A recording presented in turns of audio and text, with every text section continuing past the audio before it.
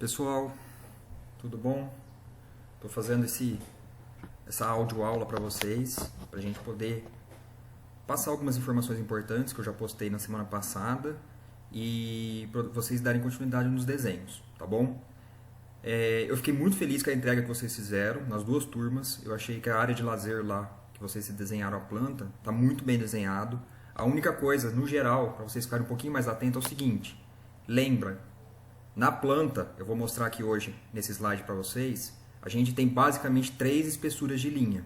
A linha mais grossa de todas é a da parede, porque é a parede que está cortando, que eu já vou mostrar. A segunda linha, que é a linha média, geralmente é a linha dos equipamentos, linha diferença de piso, alguma outra informação que vocês tiverem. E a linha mais fina, que vai ser a linha de piso, cota e essas outras informações, tá bom? Então só fique atento com essas espessuras de linha, principalmente com a da parede. Então vamos entender um pouquinho mais como é que funciona a planta. Então a planta, na verdade, ela representa o corte da edificação feita na horizontal. Então a gente pode ver aqui um esqueminha, uma isométrica de uma casa, de uma residência, passando um plano na horizontal e esse plano tendo uma projeção do que é cortado. Então na hora que cortou as paredes aqui, pilar, janela e tudo mais, ele projeta nesse plano, que é uma projeção ortográfica, tá? Conforme o Xing aponta. Ele vai projetar nesse plano e isso vai ser exatamente a representação da planta. Esse plano geralmente a gente passa entre 1,30 da altura do piso ou 1,5, tá bom? E lembrando, cortou parede, linha mais grossa. Está em vista o peitoril da janela, que eu já comentei com vocês, eu vou mostrar aqui também, linha média. E o piso, que é o mais baixo de todos, linha mais fina, tá bom?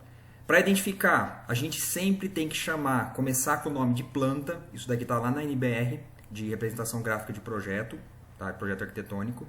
Planta térrea, ou planta do pavimento térreo, planta do pavimento superior, ou planta superior, planta do 5º pavimento, ou planta do 7º pavimento, do 12º pavimento e assim por diante, certo?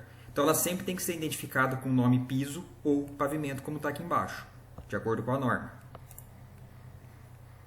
Só um minutinho. Aí. Então, só para vocês entenderem como funciona esse corte. Então, aqui eu tenho a mesma residência da outra imagem, bem parecida na verdade. Esse plano aí passando geralmente de 1,30, tá? 1,20 às vezes não pega o peitoril. Então, ele passa 1,20, corta, secciona essa residência. E o que sobra, isso é projetado num plano e formando a planta que a gente tem. Tá? Quando vocês desenharam os móveis, vocês já começaram a pensar como funciona uma bacia, uma pia, um sofá em plantas, já estão pensando nessa projeção que a gente vai fazer, tá bom? Então vamos lá. Como eu disse, está entre 1,20 e 1,5, vocês já devem ter visto, aqui é do slide lá da planta. Tá?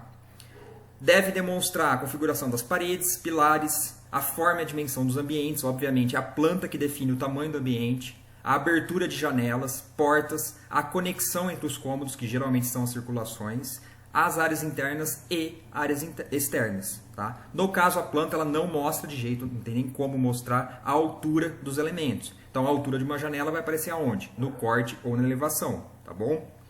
Em questão de espessura de linha, como eu já disse, todos os elementos cortados, principalmente paredes e pilares, por esse plano, deve ser desenhado com linhas fortes, que é mais grossa e escura. Podem usar a lapiseira 07 ou 09. Tá?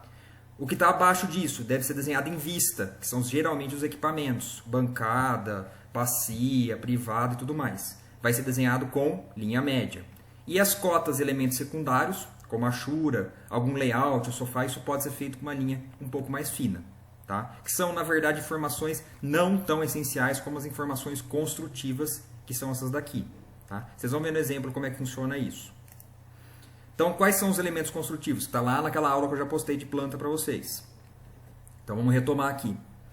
Primeiro, paredes. De novo, gente, eu sei que vai parecer meio repetitivo, mas a parede sempre vai ser com grafite mais grosso. Sempre vai ser o elemento que tem a linha mais grossa. Ele tem que se destacar. Tá? Aqui eu coloquei o 07, mas vocês podem usar o 09 também. Quando a gente faz na escala 1 para 100, 1 para 200, 1 para 500, geralmente a gente usa simplesmente 2 linhas grossas. Não precisa fazer a linha de dentro, que é a linha do osso. Tá? Quando a gente faz na 1 para 50, 1 para 20, 1 para 25, a gente já consegue representar dessa maneira aqui. Ó. Uma linha média com grafite 0,5, uma linha média com grafite 0,5. 3 centímetros para dentro, ou 2 centímetros, uma linha mais grossa, 3 centímetros, uma linha mais grossa. Tá? Então pode ser feito dessa maneira também. E quando é concreto, a gente faz 2 linhas grossas e a achurinha de concreto. Das achuras eu não coloquei ainda para não ficar muita informação, mas eu vou colocar uma aula só sobre achura. Tá? Mas é bem tranquilo, bem simples.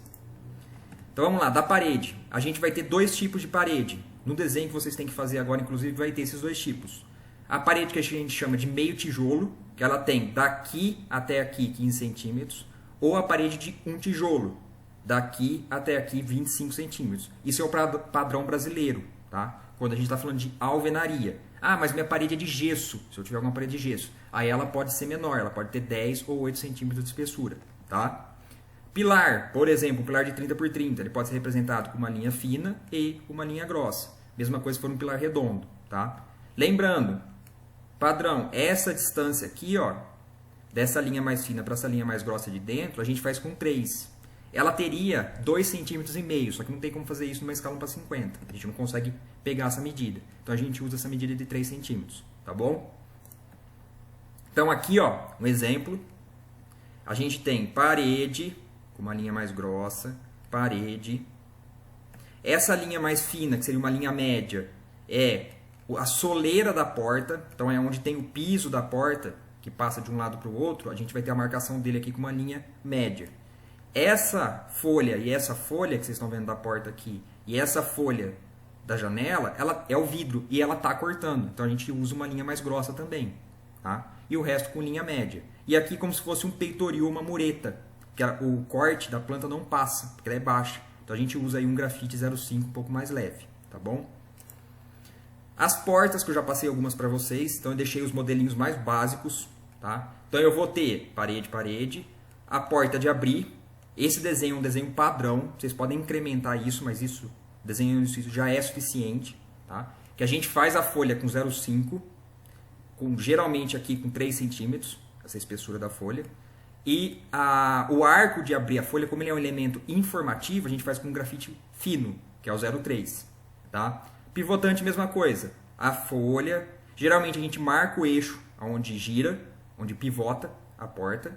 E o arco, e o arco onde ela abre, onde ela vai marcar a abertura dela também com 0,3. Tá? Folha de correr, sanfonada e a folha pantográfica. Essas duas são menos comuns. A gente não está tendo agora acesso à biblioteca, mas quando a gente tiver, o Neuffer, que é um livro bem conhecido de vocês com certeza, ele tem vários tipos de representação de porta. Ela pode ajudar, não só porta, janela, mas isso na internet, em sites de fornecedores, tem bastante também. Vocês podem, por exemplo, entrar no site da Sasazaki e ver como representa uma janela ou uma porta dela, tá bom? Aqui, como a gente vai representar a janela, padrão, podem representar dessa maneira mais simples, por causa da escala que a gente vai trabalhar na 1 para 50, tá? Que é o quê? Que vocês já fizeram já.